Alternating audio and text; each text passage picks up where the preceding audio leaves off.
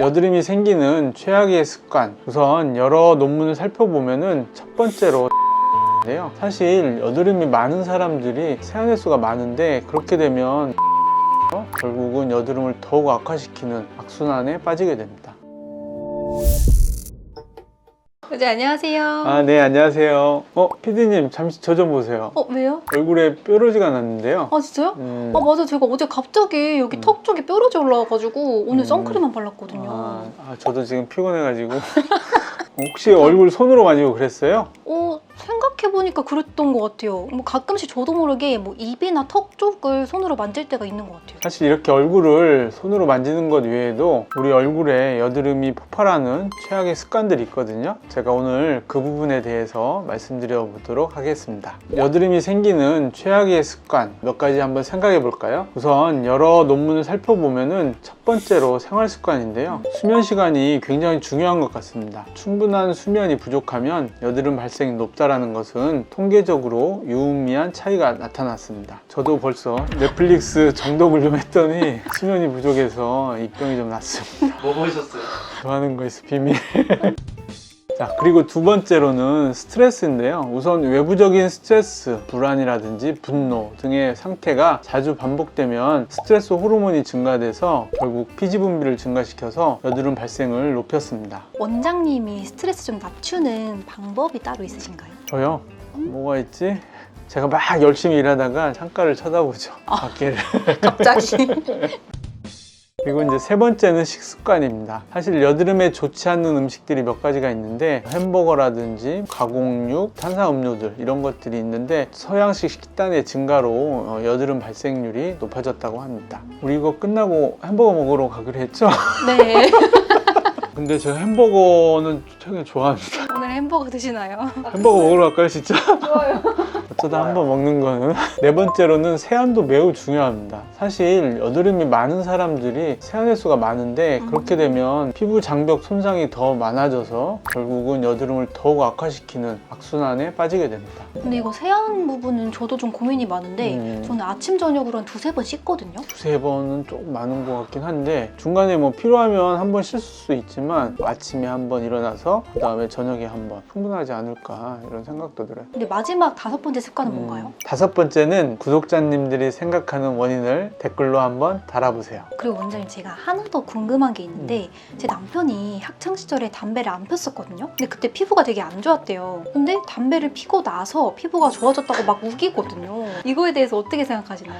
담배하면 백해무익이라고 하잖아요. 네. 그래서 일부 연구에서는 흡연이 여드름을 악화시킬 수 있다고도 하지만 어떤 연구에서는 연관성이 없다는 얘기도 있거든요, 사실. 그래서 아마 그렇게 말씀하시는 것 같은데 근데 그거하고 상관없이 담배는 심혈관 질환, 만성 기관 지염, 그리고 다양한 악성 질환과 그리고 실제로 피부 질환 중에서 뭐 건선이라든지 손, 발목, 농포증, 그리고 루푸스와 같은 피부 질환 같은 경우에는 틀림없이 연관이 있기 때문에 안 피시는 게 좋겠습니다. 여드름은 웬만하면 압출하지 말라고 하는데 솔직히 보이면 짜고 싶잖아요. 저도 손대고 싶어요.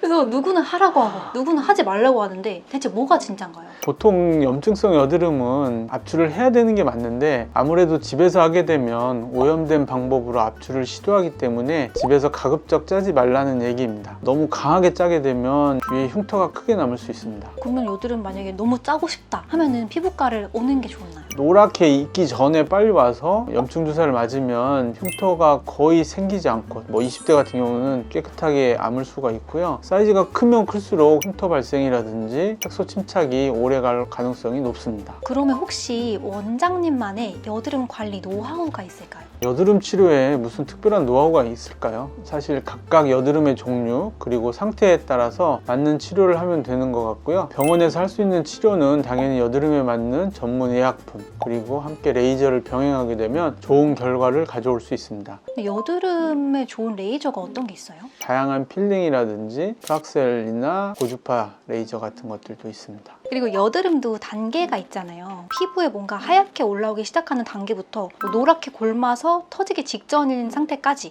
이 단계별로 대처 방법이 있나요? 보통 여드름의 개수와 형태에 따라 등급을 나누게 되는데, 우선 첫 번째로 여드름이 없는 거, 그레이드 1은 이제 자세히 관찰했을 때 소수의 면포가 존재하는 거, 그레이드 2는 경미한 염증이 있는 면포 등이 존재하는 거, 그리고 그레이드 3는 홍반 및 염증성 구진이 있는 경우, 그리고 그레이드 4는 다수의 염증성 구진하고 농포가 있는 경우, 그리고 그레이드 5는 염증성 구진, 농포, 결절 등이 발견되는 경우, 그레이드 6는 반응이 존재하는 다수의 결절, 낭종성 병변 등 가장 심한 경우, 이렇게 다양하게 나눌 수가 있고요. 이런 여드름은 심한 정도에 따라서 정말 다양한 치료 방법들이 있는데, 사실 치료 방법이 이렇게 매우 많다는 거는 그만큼 치료가 어렵고 재발을 잘한다는 말이랑 일맥상통합니다. 저는 작년에 한창 야근한 적이 있었거든요. 근데 그때 자고 일어나니까 다음날 갑자기 이마에 좁쌀 여드름이 엄청 생겼었거든요. 이 좁쌀 여드름은 왜 생기는 건가요? 지금 방금 말씀하셨잖아요. 야근해서 생긴 거예요. 아 진짜요?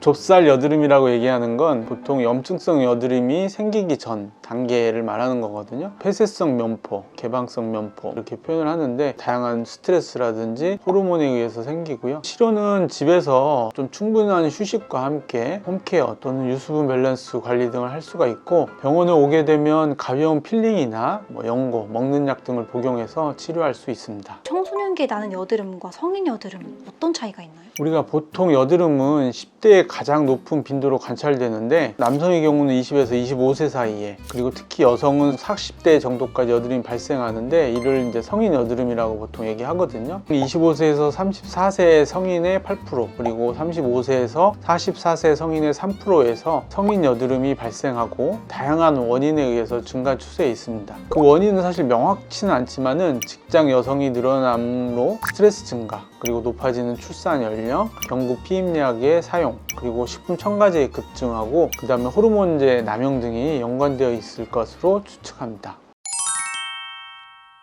오늘 원장님께서 알려주신 습관들을 잘 기억해서 절대 하면 안 되겠네요. 그럼 마지막으로 여드름 때문에 고민 중이신 우리 시청자분들께 한 말씀 부탁드립니다. 여드름을 유발하는 최악의 습관에 대해서 말씀을 드렸는데요. 사실 여드름을 치료하는 거는 개인이 할 수 있는 생활 습관 등을 교정한다면 좀 더 좋은 치료 결과, 그리고 여드름 흉터 같은 문제를 최소한으로 만들 수 있을지 않을까 생각합니다. 혹시 이번에도 궁금한 점이 있으신 분들은 댓글 달아주시면 감사하겠습니다. 여드름으로 고민이신 지인분들에게도 많은 공유 부탁드립니다. 여기까지 쇼닥터 박대정이었습니다. 감사합니다.